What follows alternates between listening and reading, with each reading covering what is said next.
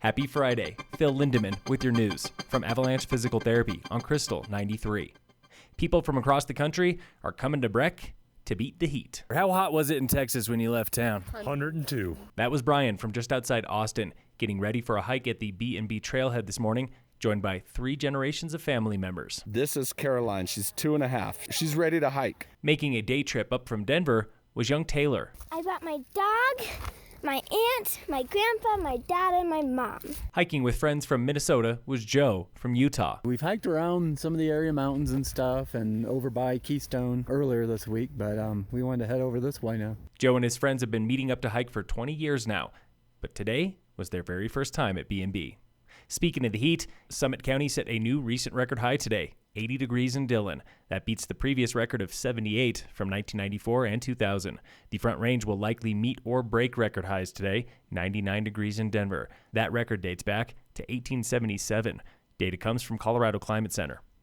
Locals are raising cash for Kevin Berg, a staple of the Summit music scene and longtime tech at Dillon Amphitheater. Kevin suffered a stroke last week. Friends say he is recovering, but it will not be cheap. A GoFundMe campaign has raised over $5,000, half of the goal. You can donate by searching Kevin Berg's medical fundraiser.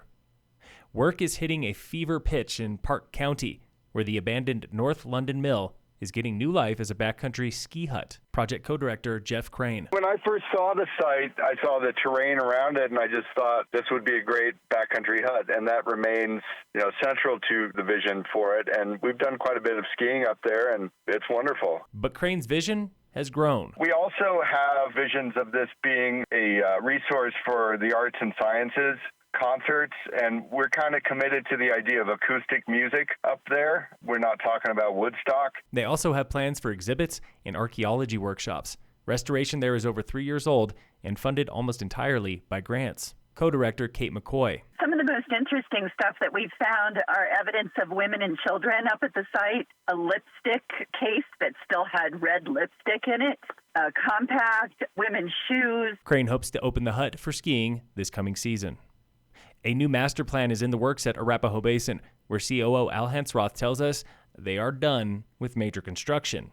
For now. We're going to look at some ways to get a little bit more snowmaking. We're going to really look at just kind of making the stuff we have work better. This one's not going to be about big terrain expansions. The past 2 master plans have been enormous, starting with the Montezuma Bowl expansion in 2007 before the Beavers and Steep Gullies expansion in 2019. When the new Lenawee six-pack opens this winter, the oldest chair at A-Basin will be Montezuma, just 15 years old. Silverthorne is throwing a block party for its first Friday bash. They are shutting down 4th Street starting at 5:30 today for live music, food, drinks, and art. Party stretches from Angry James to 4th Street Crossing. Local fire danger remains moderate today, with no fire restrictions here in Summit. In sports, the Rockies play the Diamondbacks tonight at 7:40. And in local sports, brought to you by Red Mountain Autos at their new location on Airport Road, you have still got time to sign up for the A-Basin Disc Golf Tournament happening tomorrow. Go find the details at arapahoebasin.com. Phil Lindemann with your news from Avalanche Physical Therapy on Krystal 93.